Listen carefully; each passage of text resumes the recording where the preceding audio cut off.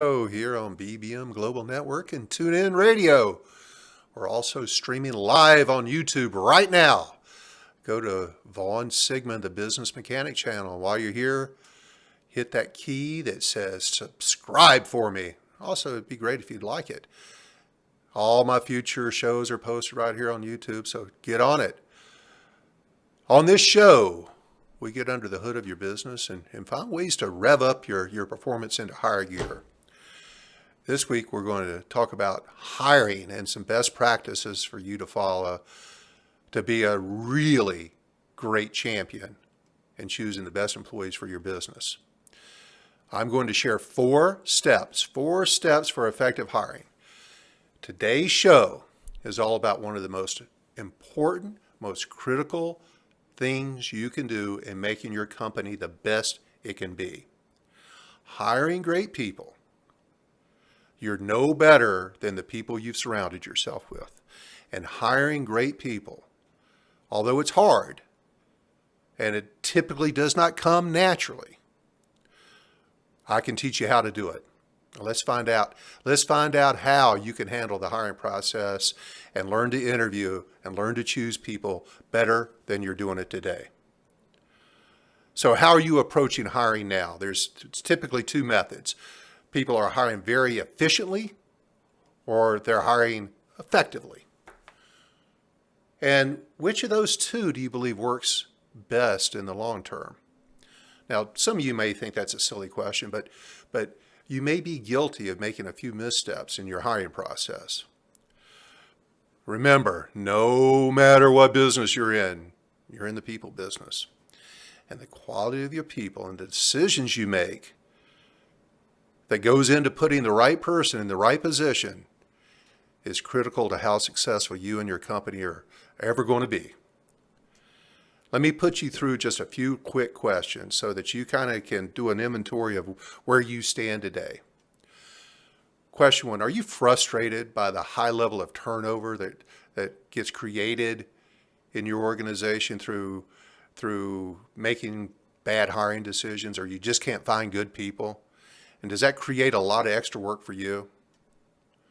Is this extra turnover creating a situation where you're spending more time than you have really available for interviewing? Is there a lack of tenure and experience on your team, which slows down your productivity? Are you a company that's growing and adding employees, and you personally don't have a whole lot of experience in hiring and choosing the right new associate to join you? Do you find that sometimes when you hire somebody, you're disappointed with the quality of that person, how well they perform, or even the fit of that person into your organization? They just aren't what you thought they were going to be. The person that shows up for work isn't the person you interviewed. That happens.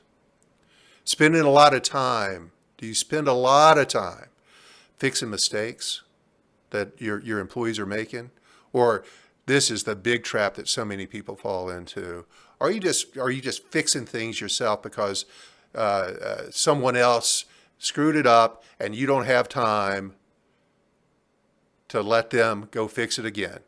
You just shove them out of the way, get it done yourself, which takes up more of your time. Let me share some questions from an assessment I have. And this would be another great way for you to determine where you are in your skill set on hiring. And I'm going to go through this assessment. If you want a copy of it, contact me at my website, vsigmund.com. That's V as in Victor, S as in Sam, IGMON.com. And ask for you're going to love this, the tallest pygmy questionnaire. So rate yourself yes or no to either one of these. Where do you fall in the ranking? We never have a clear picture of what talents or behaviors we need. Or on the other end of the scale, we always establish the behaviors, values, and attributes needed for a new employee to be successful. Which are you? You know what you're looking for, or do you wing it? Or do you have it written down and you hold a standard to it? Here's the next one. The people we hire never seem to deliver what we expect of them. Or are you able to answer yes to this? The people we hire always exceed our expectations. Here's the third question. When an employee leaves, we replace them immediately. Or when an employee leaves, we review their job and carefully reconsider our needs. Here's the next question. When we advertise, we only get a few responses. Or we have an advertising process that delivers all the resumes we can handle. The next question is, we see many candidates that are inappropriate because we have no effective pre-screening process. There's a lot of time wasted in a lot of companies interviewing people just to interview them because they applied for the job. I'm going to teach you today how to save some time on that. Or we have a formal pre-screening process where we only see qualified applicants. If you want a copy of this assessment, there's a lot more questions on there. Contact me at vsigma.com. Send me a note that you want the tallest pygmy assessment. I'll send it over to you. So, which fits best to your current hiring acumen? It's shocking to me. As I've gotten further and further into the private, small business, and mid-sized companies that I work with, it's shocking how many hiring managers and executives struggle with the process of interviewing for talent. It's been my observations, and it seems that in most cases, this key and essential process of building your company has been self-taught by the hiring decision maker, and they've never either been A, afforded the opportunity to be trained, or B, have never taken the time to learn how to hire talent and develop a process that leads to better results. And as my mantra always goes, no matter what business you're in the people business. And the people a company hires are the most valuable asset they have. The bulk of your success will come from their efforts.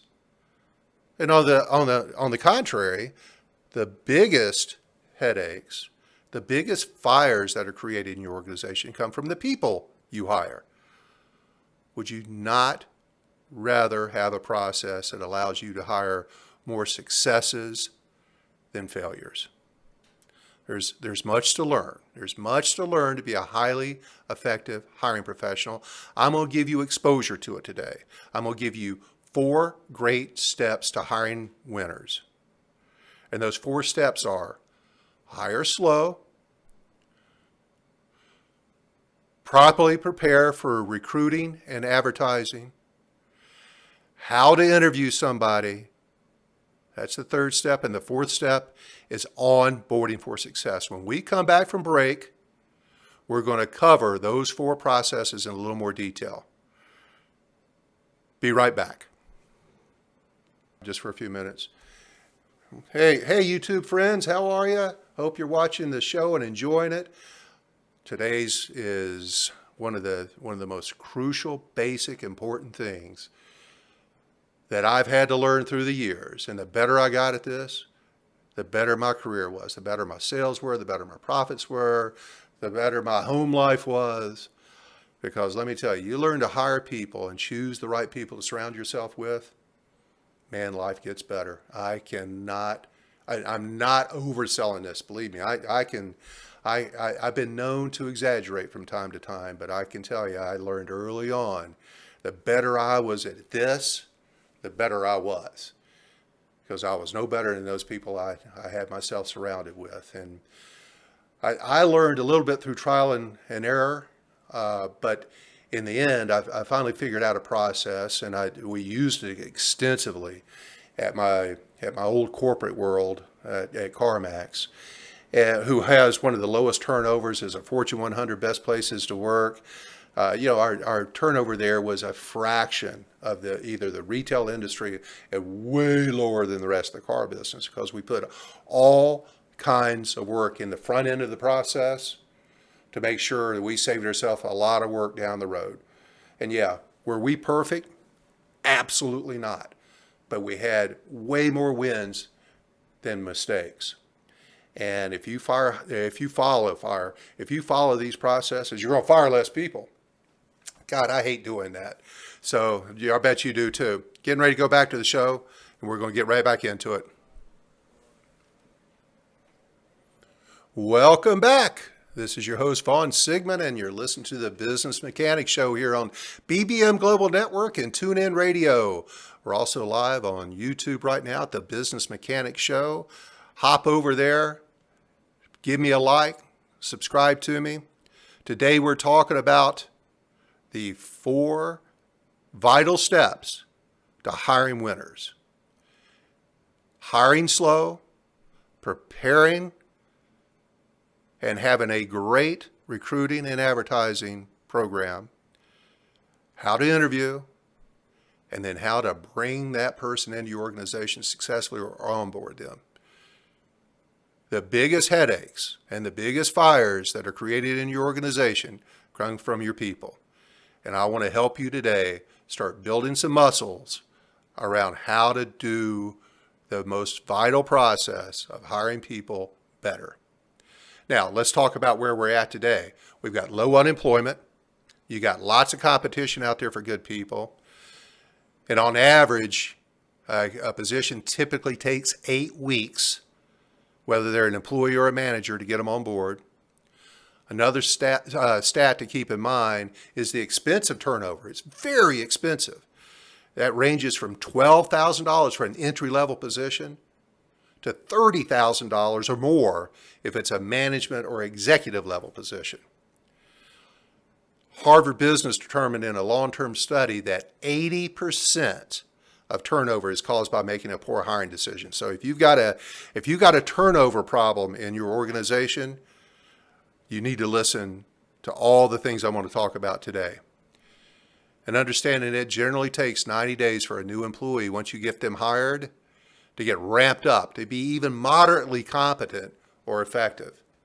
So let's improve your odds a little bit. You really want to hire someone who will be great and stay with you for a very long time, don't you? Yeah, I don't know that anybody would say anything other than yes to that. So let's start improving your odds. Let's go to Vegas and start winning more. Let's lower your gambling odds here. So step 1, hire slow. Rushing to fill an opening, rushing to get that position filled is where most mistakes happen. Slow down. Slow down, as Ricky Bobby says, slow down to go fast. Because slow is smooth and smooth is fast. And the goal is to improve your success rate on your hiring scorecard. Let's hire someone who's going to do well and contribute to the long-term success of your company. Someone who can potentially be there and grow into a higher position in the future. The better job you do in hiring will determine your long-term health and success. So here's some key preparation items. First, you've got to know, and this is before you ever even advertise the job. First, you have to know what skills and experience you want to hire. Not just in your head, which is where that typically lives. No, you got to have this in writing. You need to have a job description. You have to understand your culture, your environment, the type of person that's going to be successful in your organization. We're getting into a little more detail around that in a minute. And you also need to think about doing something that's very interesting, and that's benchmarking your job. So doing an inventory of what made the person who was previously in that position successful or in a similar position. What traits did they have? What hard skills did they have? But more importantly, what traits or soft skills did they have? Because you can teach somebody the hard skills. You cannot teach somebody soft skills. Things like how well do they get along with others, their work ethic, their decision making or their critical thinking skills, how good a communicator they are. Those are the soft skills that are very difficult, if not impossible, to train somebody. And when you think about benchmarking this position, is their ability to perform detailed work important? Or is being a self-starter who needs little supervision, is that critical to this job? And if you're a boss who is extremely detailed and you require that from the people who surround you, you need to make sure that this new hire is a fit. This is all benchmarking the inventory of what you're going to need to fill this position. And if you aren't a very detailed person, which I've never been, you need to make sure you surround yourself with someone or hire someone very often who can fill that gap in your ability. So probe for that. And also know, as you start changing your approach to hiring people and benchmarking individuals or the types of people and the skill sets you're looking for, you're going to be looking for people that you typically were not interested in the past, and that's going to make you uncomfortable. That's building muscles. Understand you're going to get uncomfortable. So, and to think about this too, the type of person or personality. If you're hiring a process engineer, well, they're typically not going to be the life of the party. They're not going to have a big presence, a big personality. And you may be that person. You may be the life of the party. You may have that outgoing personality. Well, that process engineer is not going to be like you. Or if you're hiring a salespeople, just a comparison to put into context, you can't hire a salesperson who's a great fit for an accounting job. Communication and critical thinking skills. That's probably something you need that would be very important for a customer service person. Pre-employment assessments like DISC assessments, personality assessments. It's a great way to benchmark future employees by giving your whole team personality assessments and comparing those assessments and the feedback that they give you on your current team. Who's successful, who's not, who's doing well, who's struggling. That's a great benchmark. I'll offer DISC assessments.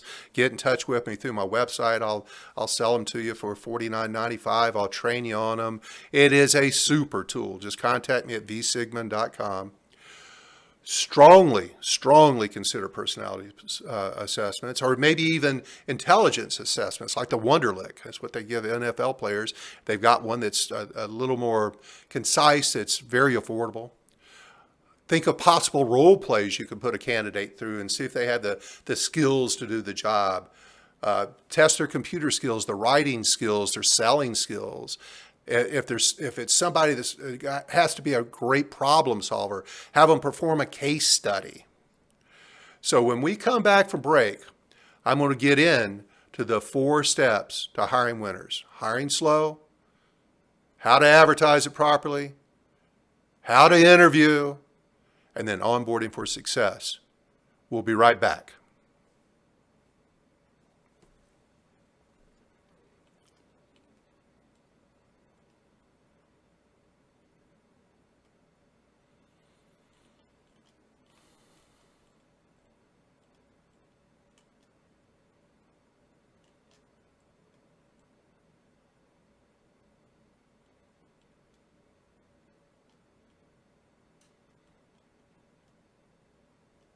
Okay, YouTuber, sorry, I was just checking my notes here for a few things. Coming back from break in a minute. Hope you guys are getting something out of this. If you'd like to see other kinds of content, any topics that you'd like to see me do a show on, shoot it over to me. Send me a message either through the chat feature here on YouTube, Twitter at vcsigmund, through my website, vsigmund.com. Send me a message, and I can design a show that maybe will be on a subject that will help you out and answer some questions or give you some education or some thought processes that you currently don't have. This is, I got to tell you, I cannot stress how important this whole show is to your company's future success. So many people discount the importance or don't take the time to think about what's causing the root cause of what's causing problems in their organization. And this is typically the last thing they think of. But I can tell you, in the companies I've worked with or are working with, once they get this part down, they come back to me in weeks or months later and tell me it was the game changer for them. Don't think otherwise. Believe me, you get this part right. You put all this extra work in up front, it's going to save you a ton of time in the future. Trust me on that one. It is just such a, if you think about the cost and expense of making a bad hiring decision, it creates extra work, extra turnover, drama. Who loves drama and gossiping in the workplace? Get rid of all that. Let's put some extra work into this up front, save you the time later. We're going back from break.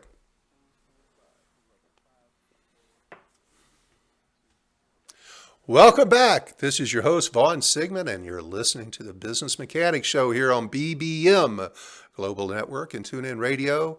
We're also live right now, and you can see recordings of this later on at YouTube, the Business Mechanics Show, Vaughn Sigmund, the Business Mechanic.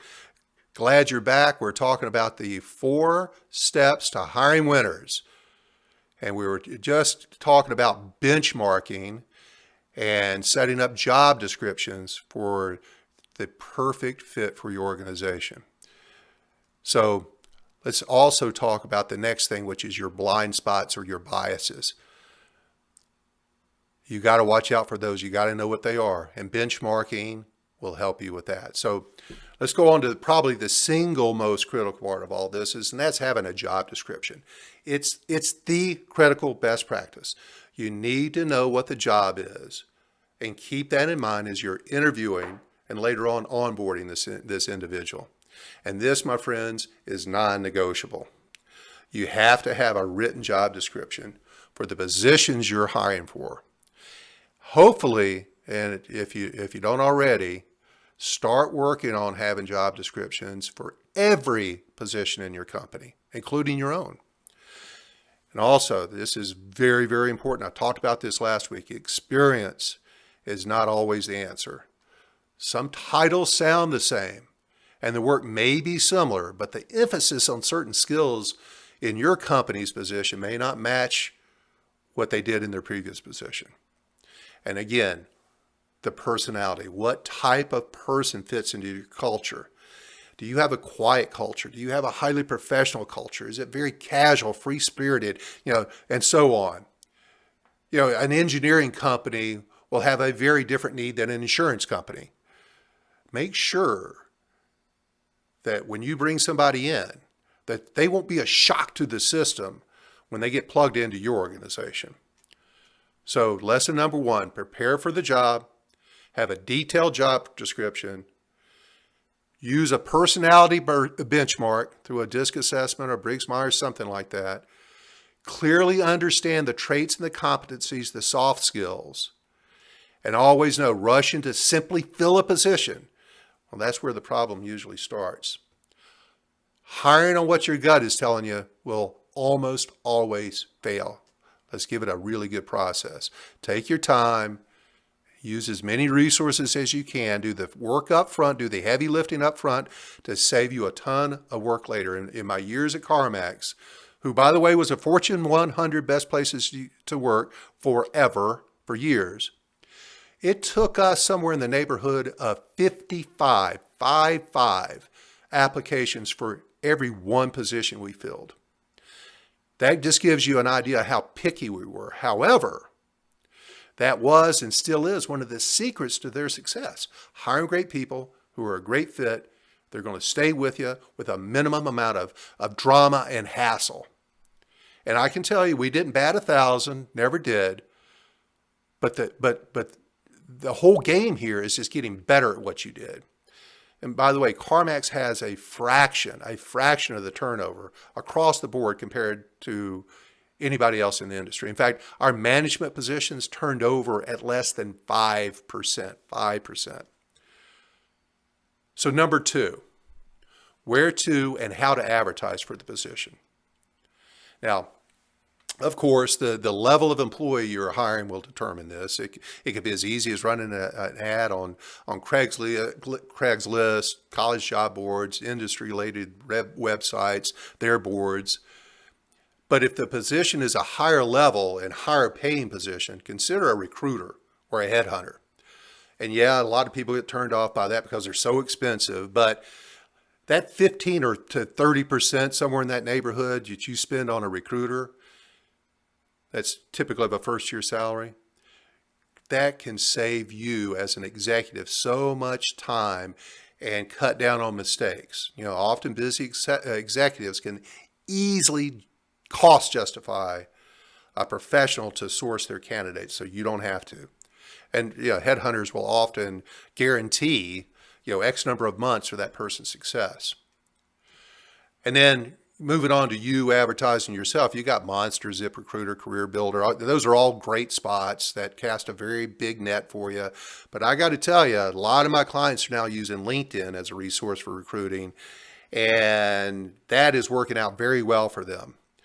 As I start moving people that way, man, they thank me for it because of a couple things. Understand that a lot of people today who are unemployed, unfortunately, are unemployable. In this economy, if you don't have a job, you may be unemployable. So I'm not saying everybody's bad that doesn't have a job right now, but it's a flag, because great people today are probably already working. So where am I headed with this? Well, here's where I'm headed. 70% of every employee in America today is disengaged. They don't like their job. And 50% of them are going to quit because they don't like their boss. That's where LinkedIn comes in. You're contacting people who have the right background, because you can do a nice search on them. You can get a good look at them right there on their profile. See if they're checking all the right boxes for you. And heck, you have a 70% chance of them saying yes, because they don't like the job they're in. And now moving on to one of the most effective and cost-efficient ways to find people is referrals. Your own great employees are your single best resource, but often that resource is ignored or not thought about. Go to your employees first. Ask them who they know. Or go to fellow business associates or even your clients or customers. Ask them who they know. Maybe people at church or your networking partners. They may steer you to somebody that'd be a perfect fit. You don't always have to go spend the money on advertising. And the point is, you got to tailor the advertising or approach to what suits you best. You may have even, this is one that often also gets overlooked, is you may have the person that you need right there in your company right now. Don't overlook the people who are already working in your organization. You may have somebody that you can transfer or promote that's already working for you, be a perfect fit. So, number 3, having effective interview skills. When I ask people, when they first come to me for some help, who's ever trained you on interviewing? The answer is almost unanimously nobody. So when we start thinking about interviewing, I'm going to give you some process steps here. And the first step of interviewing and making a selection for someone is do a phone screen. Save yourself a ton of time and do phone screens. If you get 25, 50, 100 resumes in, don't waste your time or energy, either yours or theirs, if you can do a phone screen to make sure that they're a potential fit. If you personally don't have to do that, I'm sorry, you can actually delegate this to somebody. When we come back, we're going to talk about how to finish up this phone screen and also get into our interview guide that's going to give you some game changers of questions that you can start using to really up your game. We'll be right back.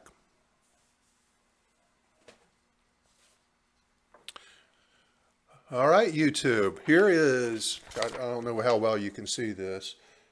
That is the phone screen guide that I'm about to go spend a little bit of time with. It is man, is it a time-saving method. And it will help you understand if you're advertising in the right places. If you get 20 resumes in, you start doing these phone screens and you're finding you're not getting the quality or the type of individual you're looking for, stop spending money on that website. Find a different avenue to go through. I also am a big believer in scoring these things and keeping notes on these things, because if you get 25, 50, I'm going to tell a story here in just a minute about how I learned to do this, the value of this, doing a phone screen and understanding that if you get a big volume of people through that are interested in the job, remembering who you're talking to or who the best fits were is going to be crucial. It'll help you boil down your selection process so that, again, we're trying to get you down to 1 or 2 interviews. Done. That's the goal. 1, 2, maybe 3 interviews, and you've made a decision instead of dozens and dozens sometimes of interviews. And this is the first time-saving tip that cuts down on a hell of a lot of work for you. So use phone screens. If you want a copy of this phone screen guide, it's a generic one. You can alter it yourself to fit better to what your needs are. Contact me through the website. Send me a message through live chat. I'll be more than happy to send you a copy. Just message me that you want the phone screen guide. Happy to do that. vsigma.com. So getting ready to go back. We'll talk to you in a little bit. Welcome back. This is your host, Vaughn Sigmund, and you're listening to the Business Mechanic Show right here on BBM Global Network and TuneIn Radio. We're also live on YouTube right now. Vaughn Sigmund, the Business Mechanic channel. Jump over there, like me, and subscribe. I'd love for you to do that. We were just talking about having an effective interview process, and the first step was doing a phone interview. So the phone interview guide, the one that I offer through my website, if you want it, contact me, vsigma.com. Tell me you want the phone interview guide. Be happy to send it over to you. It saves you having to figure it out. It scores it. It gives you some essential questions. A question like, tell me why you're interested in this position. That's a good opening question. You'll get some good data from that, maybe some flags, green flags or red flags. This is one that's real important. What do you know about our company? If they've applied for the job, they've sent you a resume, what level of work or research have they done to find out about you and your company? Tell me about what you're currently doing. That will very often uncover some, what on the experience side of things, may uncover very quickly that what they do, although it's the same title, is very different than what you're looking for. Tell me about your current employer. What do you like? What do you not like? This opens some doors, my friends. You can tell what kind of drama this person might be bringing to your organization.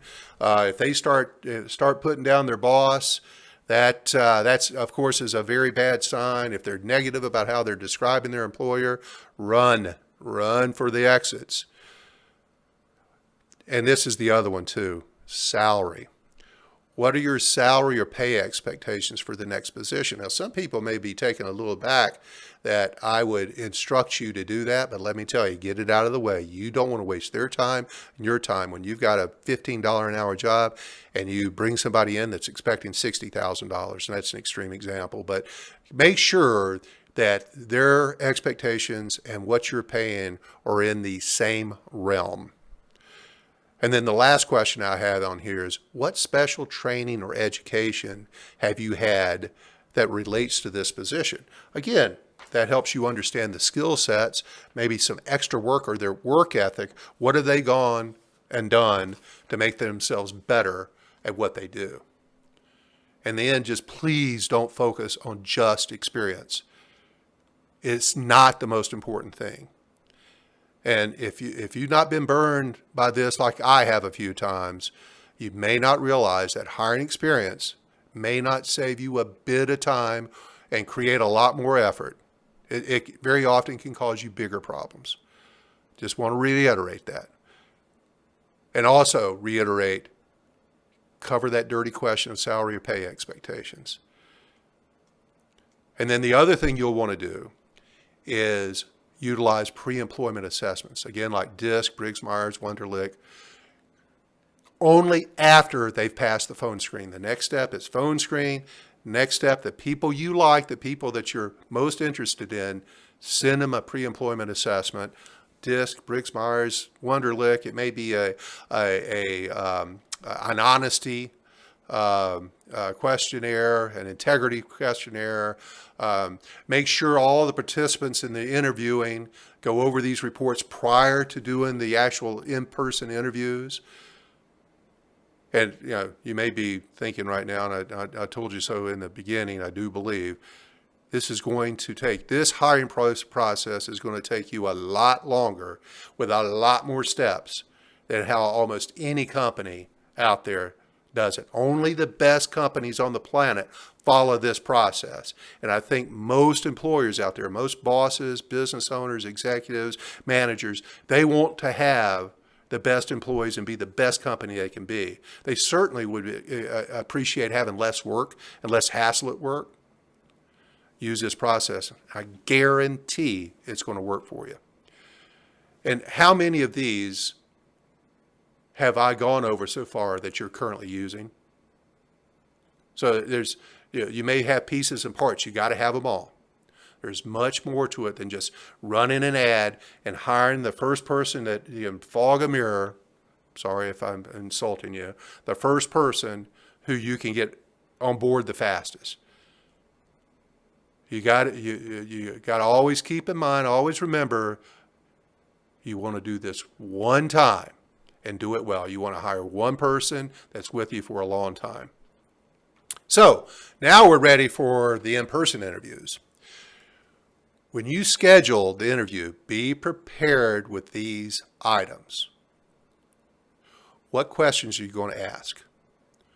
What questions should you not ask? If you've not educated yourself on that, again, contact me. I'll give you the questions you shouldn't be asking either to keep you out of court. The questions you ask should not be primarily about their previous job. You need to find out about the person. You're hiring a person, not their experience. And most of these behavioral-based questions on the interview guide I'm about to go over are more about soft skills.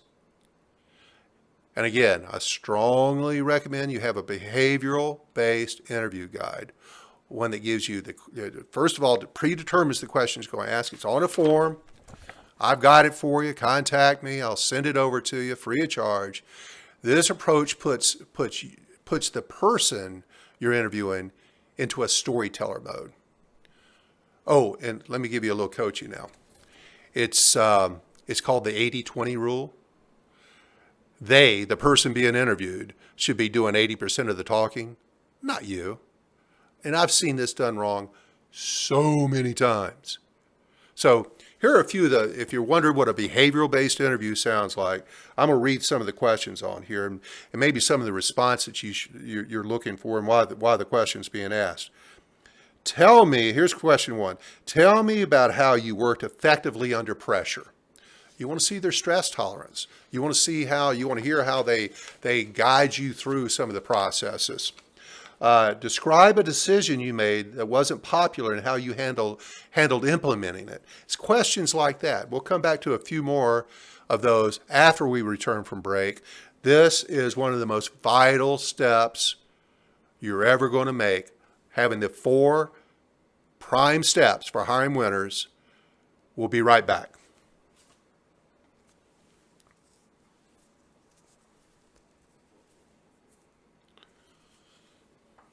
This is always the fastest hour of my life. I hope you guys are getting something out of this interview guide, guys. Basically the same thing I've used for over a decade, probably 15 years. Now, probably closer to 20 years. It is widely accepted, widely used. It is a great best practice. If you don't have an interview guideline that is set up with behavioral-based questions, predetermined, maybe even a scoring system, which my guide does. I love that part of it. It helps me remember Remember, I'm somebody that is a little disorganized, is not as detailed as many are. You use something like this, and I'm showing the back of a piece of paper. That's awesome, Vaughn. These interview questions, or any that you come up with on your own, you're going to be way up the success chain, believe me. If you want it, vsigma.com. Be happy to send it over to you. Just send me a message. Hit me up on the chat feature here. I'll send it over to you. Twitter at VCSigma. However you want to do it, get in touch with me. I'll be happy to do it for you. Nothing is a better tool that I've taught. The two things that are the single best tools. This behavioral-based assessment of interview questions and the pre-employment or the pre-interview phone guide. Man, let me tell you, it just boils it down, puts everybody into a funnel. It's a success funnel.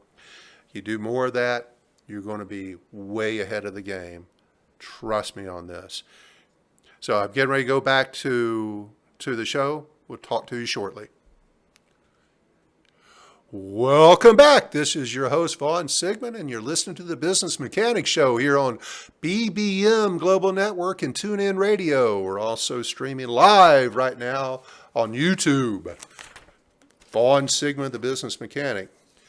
You might hear some paper rustling in the back. I've got my interview questions, my behavioral-based interview questions that I'm going through. I'm going to list a couple more of those, and then we'll get to the fourth item, which is onboarding your new employees for success. But let me give you a couple more of these behavioral-based so you get a little more feel of what the question is and what you're looking for. This is one that has uncovered a lot through the years for me. And I've used this process for about 15 years. I've probably hired close to 1,000 people using this, and it works. Believe me, this is tested, tried, and very effective. Here's a question. Describe a decision you made that wasn't popular and how you handled implementing it. I mentioned that before the break, but you want to see how people communicate change. Almost every organization has to introduce change into their culture. And there's a couple ways to implement change. You can force it in, you can shove it down people's throats, or you can give it a lot of thought, a lot of planning, a lot of strategy, and do it in a way you're going to get buy-in that will minimize the amount of impact that the change, which humans hate change, employees do not like change in the workplace, give you an idea of what their thought process is. If there's somebody that's going to have to communicate change, important to know how they think about it. Describe your perfect job. What would it be? How much would you like to make? Where would it be? You're testing for longevity here. Is this really the right company for them? Can they grow into this job? Will that job be available for them sometime in the future? I'm not sure. You do. So questions like that. And remember that 80-20 rule. Sitting down and doing all the talking and then asking closed-ended questions. Can you run a drill press? Yeah, sure. Do you show up for work on time? Yeah. Oh, yeah. You get along with everybody? Oh, yeah, I get along great. That's not going to tell you anything. Putting them into storyteller mode with behavioral-based questions is going to eliminate any generalized kind of responses. And when you're asking these questions, you cannot allow them to generalize those. Like, well, I never really had that problem, or most of the time I did this or that. No. They've got to tell you about a specific time, a specific project, what it was, what was the timeline, what they did to successfully complete the project, despite the lack of team support, that sort of thing. And let me just throw in a couple more questions here that I think are pretty crucial. Yeah, tell me about a time you strongly disagreed with someone at work. Wow, that's a good one. What was the disagreement and how did you resolve it? Who loves having to deal with interdepartmental conflict? Not me. How often do you have two managers who are on two different pages? And that creates not only conflict between them and the rest of the management team, but it creates conflict with the employees that work under them as well. You want to avoid a person who doesn't have the skill sets, those soft skills again, to be able to come in and negotiate through disagreement with others, especially their coworkers. It's this whole process, again, just you do it up front. It's a lot of work. It's a lot of extra steps, way more steps than almost anybody uses out there, except for the best companies on the planet. And I don't care if you have 2 employees, 200 employees, 2,000 employees. This way works best. I've done it all kinds of different ways. So again, if you want the behavioral PACE guideline, my list of ultimate questions, along with the guide that you can score and keep notes and that sort of thing, get in touch with me at vsigmon.com. V as in Victor, S as in Sam, IGMON. Send me a note, send me a message. You want the interview guide, I'd be more than happy to send it over to you for free. So, important best practices. Once you begin interviewing, always have multiple people interview your candidates. You've got to have at least 2 other sets of eyeballs on your candidates. You want to get different opinions, different impressions.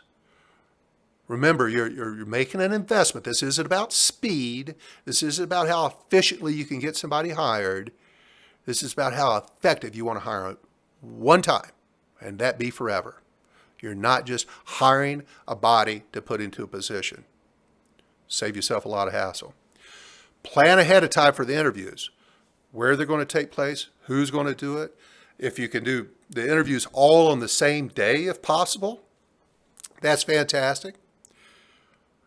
And once an interview is completed by all the participants who are doing the interview, get everybody back together for a quick meeting, have everybody share their interactions with this person, get a recap from everybody that did the interviewing, and make sure you do that as soon as possible so everything's still fresh in their mind. And if you use a guide like mine that uses some scoring on it, and you can take some notes, and you're all asking basically the same types of questions. You don't want to ask the same question. You want to ask the same types of questions. You can compare and contrast between the impressions. Did they see something you did not? This helps you eliminate blind spots, your own biases I talked about earlier. And also, if the other interviewer is a different personality type than you, well, that'd be really optimal. I can tell you, back in my old days, I had a vice president or a regional human resources director who worked with me who was the polar opposite of me. I, who am very trusting, believe the best in everybody, very optimistic. My girl Karen was the opposite of me. And she didn't trust much. She wasn't very optimistic. She was a realist. She never had her head in the clouds like I sometimes did. And she always did at least one other interview with me. So we made sure that we had the contrast of her opinion and my opinion. So now that you're interviewing, now you're making some selections. When we come back from break, we're going to talk about the next step of completing that interview and then bringing that person on board and indoctrinating them, onboarding them into your organization perfectly every time. We'll be right back.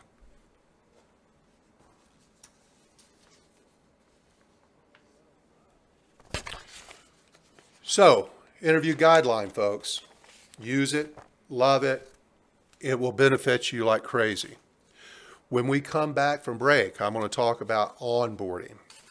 And I was introduced to onboarding, probably 15 years ago. Never really thought about it. And I got to tell you, it may be 20 years ago again. But once I adopted a true onboarding process in my corporate world as a manager, leader, executive, once I introduced that into my world, man, did life get better. And so all 4 of these are important. All 4 of these steps are crucially important. You really can't choose one and leave the others out. You can't pick or choose which one you want to do.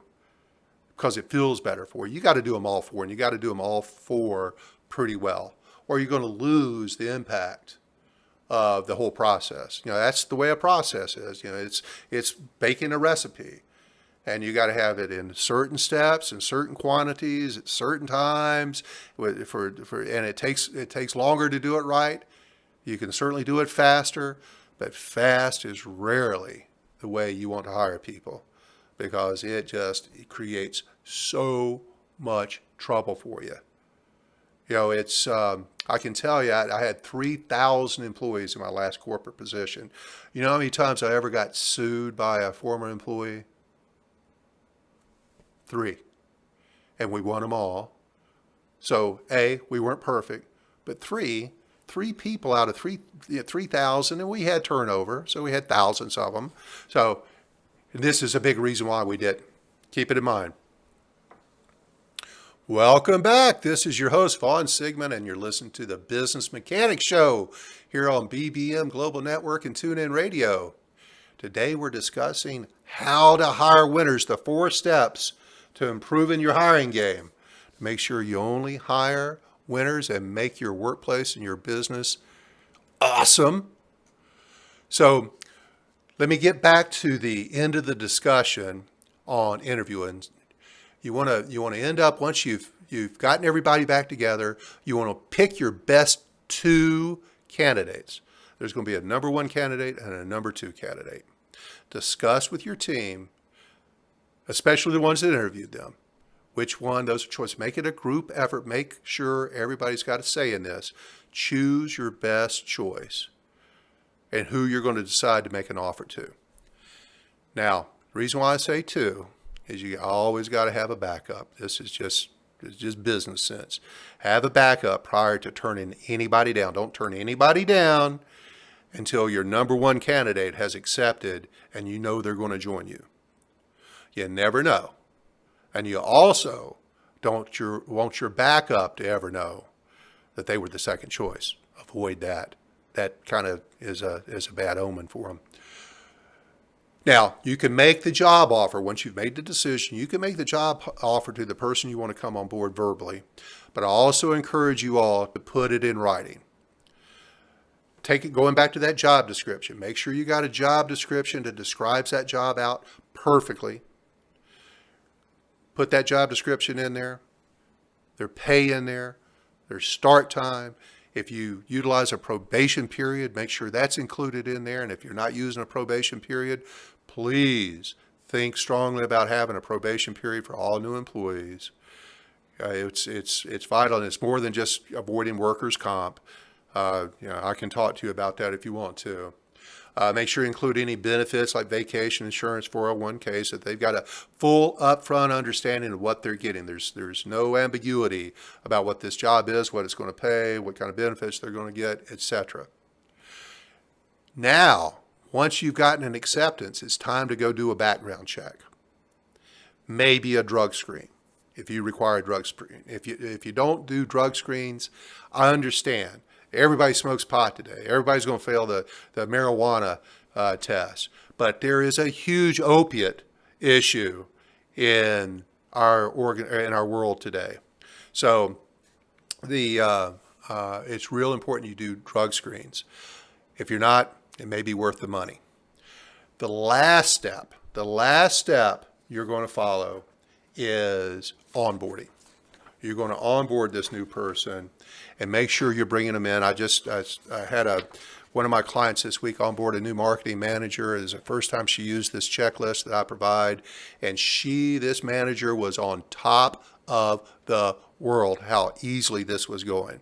Those first 30 days will determine the longevity of the employee. And one of the plans in those first 30 days of this new hire joining you, no matter the level of responsibility in your organization, you got to plan, especially the first couple weeks, even before they get there. Like having the tools and materials they need from day one. Is their computer set up? Do they have the software they need? Hour 1, day 1, it needs to all be ready. You don't start getting these things together the first day they show up. Get that done before they show up. It starts before they show up. There's a ton of symbolism in this. I can tell you, I went to work for a company once years ago they were paying me a ton of money to be a vice president for them. I show up on the first day, where they wanted me to, when they wanted me to. I asked for the person they wanted me to ask for at the time I was supposed to, and guess who was not there? Yeah. I had to wait 2 more hours. I was told they'd be in 2 hours. And I was grossly disappointed in this. And they didn't think enough of me to even get this small little detail worked out and communicated. Guess who didn't last at that company very long? It was just chaos and disaster. One of the biggest career mistakes I ever made.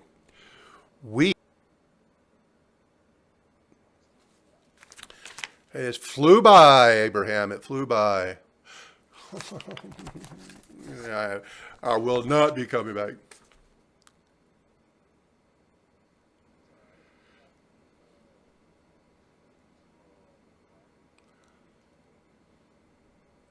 You can cut that out, right?